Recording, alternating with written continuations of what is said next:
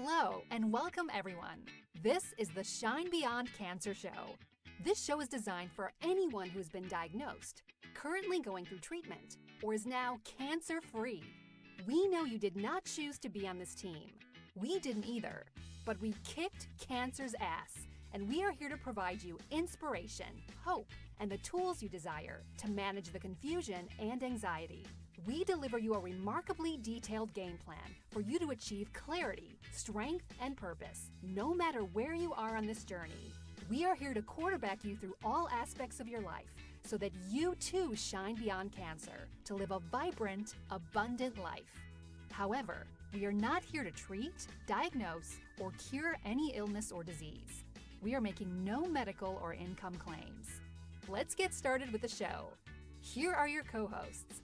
From Wall Street to 9/11 first responder volunteer to wellness warrior and cancer thriver, Mark Slew. And from mom to marketer to master trainer and cancer thriver, Lisa Diamond. Hello everybody and welcome to episode 3 of Shine Beyond Cancer. I'm Lisa Diamond and today I get to interview the amazing Mark Slew, and we get to hear Mark's story. It is actually pretty amazing. And so, Mark. Yes, ma'am. How long have you been cancer-free? Cancer-free, officially 5 years. Officially 5 years. That's awesome. Yeah. Yeah, so we're both kind of on that same path. Mine is about 5 years as well. Mine is 5 years as well. And so, you know, we had talked about in the last episode some things that all of us go through and that everybody kind of has that same experience. And so how did you know there was anything wrong? What did you do? Where did you go?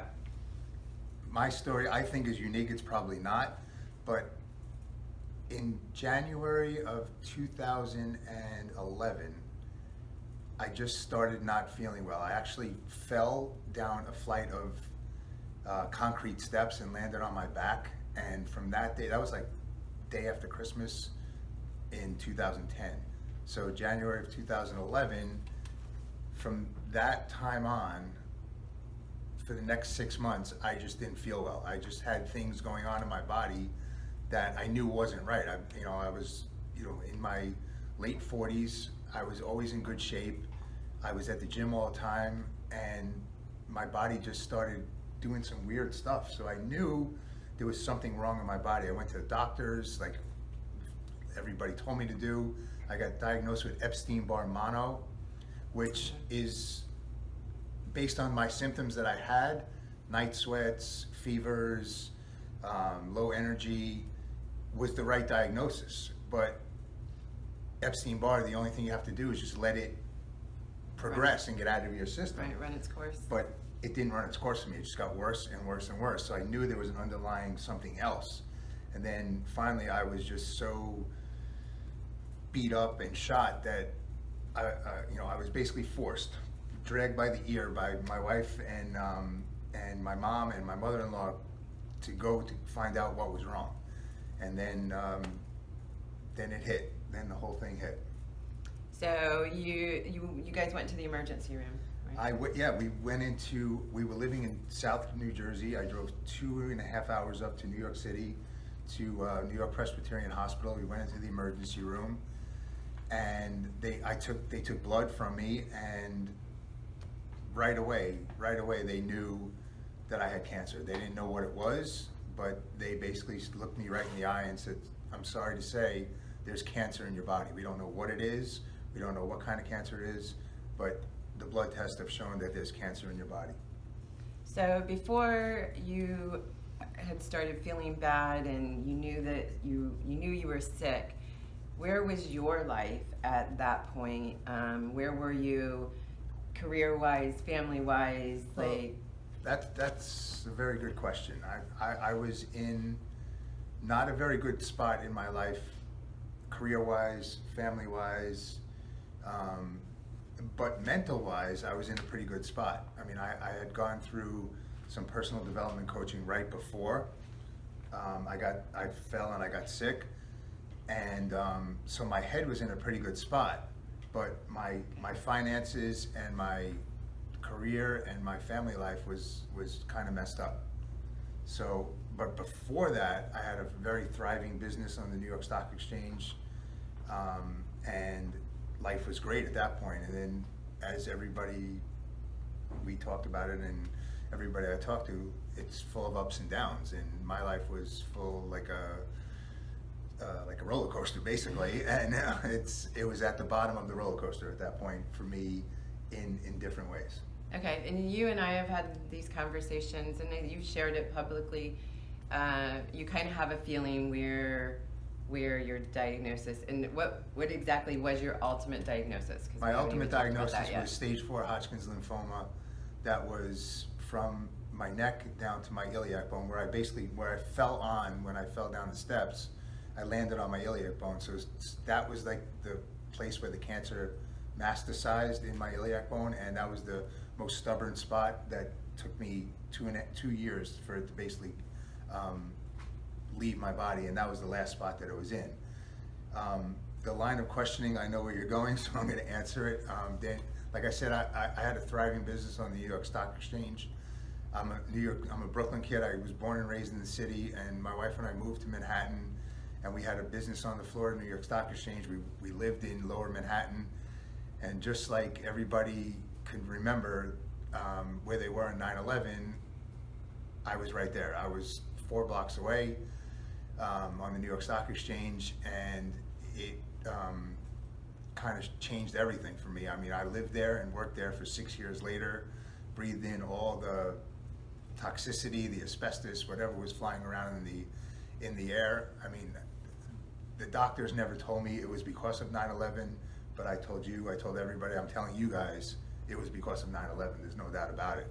And now, a lot of people that I worked with on the New York Stock Exchange, daily we get these updates. Another guy passed away last night. Another guy passed away from cancer last week. It's unbelievable what has happened and the repercussions from them. But that's definitely, in my mind and heart and soul, that's where it came. That's where I got it. And so on the last show, I had shared my reaction when I got in my car after getting my diagnosis. And mine's totally different because I knew something was wrong. Right. I kind of felt it for 6 months. I did research. It's hard to say, but I was kind of relieved that I finally got a diagnosis that I could move ahead with and take care of. Like I said, I was in a pretty good headspace because I went through all this personal coaching. So I was okay, not okay is not the right word. Not okay is definitely not the right word. I was relieved that I finally got a diagnosis, so I could go forge ahead and and figure out how to get rid of it. Right. And so, did you start your treatment right after that diagnosis? I mean, very soon after, yeah, because they need because like I said, they didn't really know what kind of cancer it was. Like they knew yours was breast cancer, so I did bone biopsies, I did biopsies of lymph nodes, I did all kinds of blood tests. I think I had like 3 bone density biopsies, and then they finally came back probably 4 weeks later, told me it's Hodgkin's lymphoma, and then I started treatment probably about 6 weeks after I got the diagnosis. Okay, and so how you had mentioned you had gone through some personal growth, and we're going to be sharing our personal growth stuff throughout these episodes because Mark and I kind of were living some parallels in our lives at the same time and ended up doing some similar things without knowing each other years before. And so how did that help you with your plan? Because you were similar personalities in that way where you're determined and you're a positive person, and you didn't take that diagnosis and just go, woe is me. No, I didn't. But to be honest, and I know I told you this before, I had daily thoughts of gloom and doom and death, like you said in the last one. You're not going to die. I mean, I have a wife. I have 3 kids before I met Danielle, and I have 2 kids with Danielle, so I have 5 children. I have children ranging from today 30 to 13, and at that time it was like 6 years ago, so you could do the math. But I had definite thoughts of, it's gonna kill me, I'm gonna leave my wife, I'm gonna leave my kids, she's gonna marry somebody else, all kinds of crazy shit that was going through my head. But I knew how to get myself out of it because I went through this personal development and I went through this whole coaching, and I was coaching at the time, so I had a great support staff, I had friends and people I could talk to, and that's a key, is having friends and people you could talk to. Maybe not that are going through cancer, but have gone through different coaching and how to coach you through it. Awesome. And so, did you have any? I had some rules, some like ground rules about being around me, and when you might not want to be around me.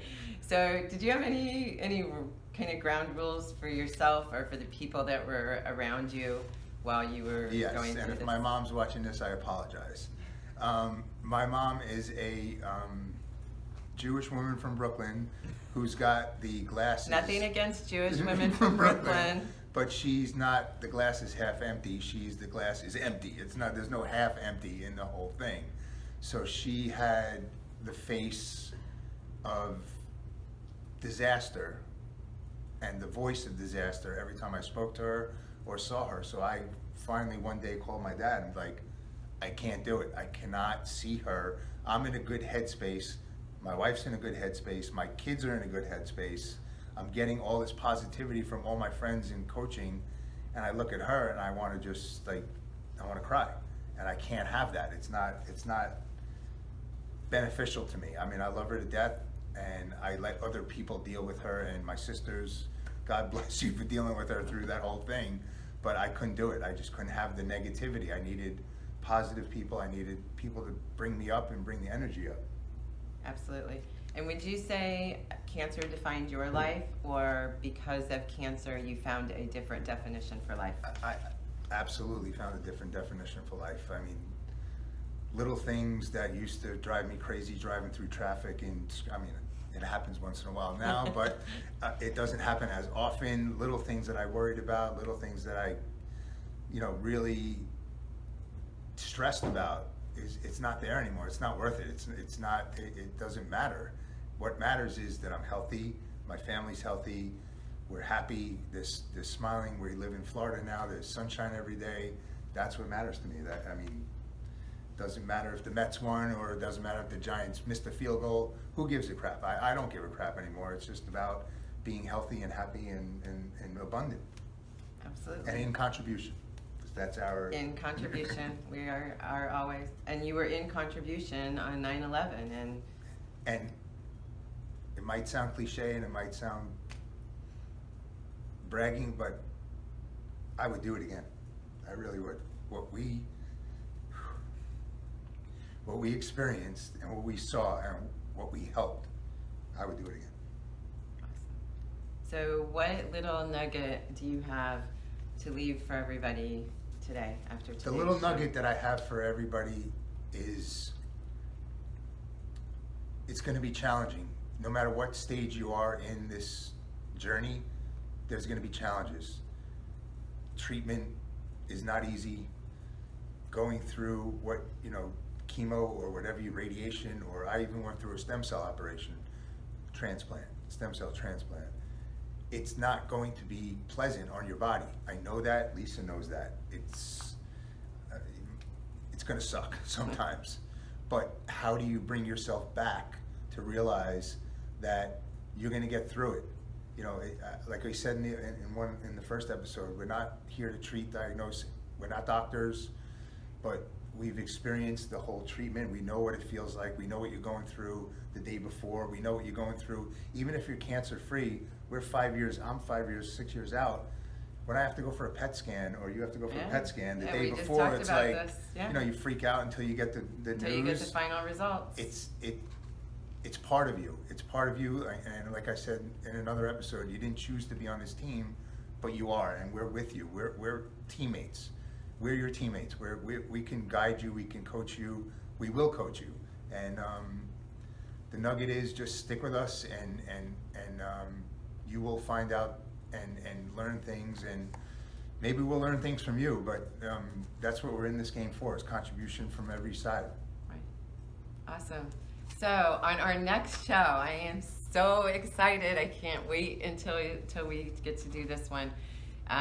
So it's going to be on meditation, mind over matter, because that is just, honestly, for me, it was the number one thing when I was going through, is having my head in the right space. Absolutely. And so I have a meditation coach. She's not coaching Mark, but Mark knows her very well as well. And she is going to be here with us live. We're going to be asking her how this whole thing with meditation works. She has some amazing scientific research studies that have proven like what you can do with just this alone. So be sure and watch the next episode. And until then, keep shining. Thank you for watching and listening to the Shine Beyond Cancer Show, the #1 cancer survival guide show for people wanting to kick cancer's ass and take their life to the next level. Be sure to visit our Facebook group, Shine Beyond Cancer, or head over to shinebeyondcancer.com to join the conversation, access the show notes, and discover our fantastic bonus content. Until next time, keep shining.